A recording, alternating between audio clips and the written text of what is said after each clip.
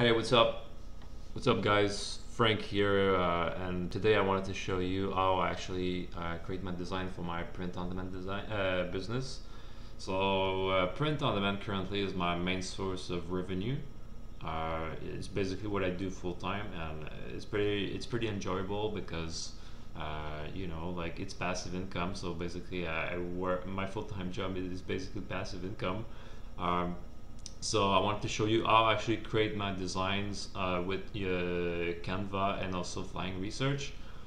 So let's go right in, okay? Um, so I use Canva to create the design, and the dimension that I use is always these dimension, okay? So it's like a 4500 and 5400, sorry. English is not my native language, so okay. But I use these dimensions for absolutely all my design, okay. And then I create a new Canva like this. So that's what we get, okay. It's a blank Canva, and then I use Flying Research to get the best-selling designs that are currently selling. So basically, I most often I go in best sellers, and basically these designs are on Amazon, and it's the best design on Amazon. And then I would usually choose United States marketplace because I don't know, I think it's like the easiest market to get into, so I think it's the most important market to get into, so I mostly use that one. Okay, so technically all these designs are best selling designs on Amazon in the United States right now. Okay, so technically I would like just scroll, and if I see a design that I can like change in a way to make it my own, then I would do that. Okay, for example, well, let's take this one because this one is really simple. Like I'm not really a designer, so I really like text-based design because I'm not a designer, so I can just easily create the design in Canva, and then I can just use this design, as I can say. So let's, for example, take this one. It says it's a simple text-based design that says I have plans in the garage. So let's say that I decide to like take this design and like modify it to make it my own. So let's just do that right now. So we have the Canva here. So I'm going simply going to take a new text box, and then it's always simply write what is it? I have plans that in the garage. I have plans that in the garage. Okay, and then it's a text-based design, so usually I try to make it my own. Okay, I try to change let's say the font, or maybe the colors, or whatever, the alignment, or the idea is to make it your own. Okay, but for this example I'm gonna do that. And then one of my favorite font is the Veneer Clean Reg, because I think it's like pretty simple and it's pretty versatile. I use this font pretty much very often because it's so versatile. And then I will do the spacing 0.9. And what I usually do is when I create my designs, I make it sure that it fits like the borders, like on the top, the left, and the right.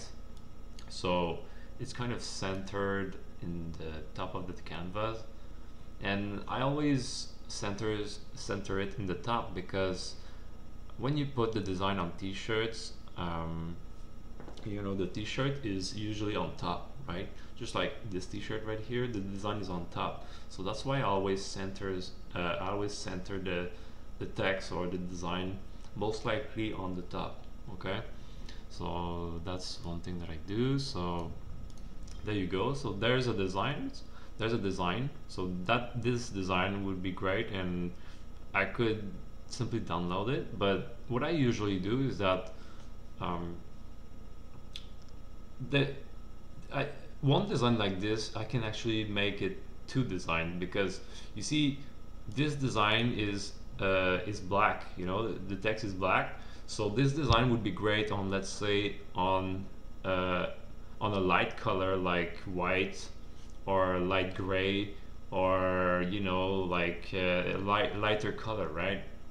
But as you can see, there are a lot of designs here that are actually white, okay, and they're the design are white, and we can also like uh, put designs on darker color, like a black t-shirt, like a navy t-shirt, or just darker color, right? Darker colors. So what I usually do is that instead of creating a simple one design like this, is that I would actually create a second design with a darker background, let's say black, and then I will simply like um, you know, like make the design white or just lighter, so that I can put it on a darker color, right? So when one design can actually create two design, okay? Because the first design is for, let's say, a white t-shirt because the text is dark, and then the second design is actually for a darker item like a black t-shirt because the text is white. So one design actually makes two designs, okay?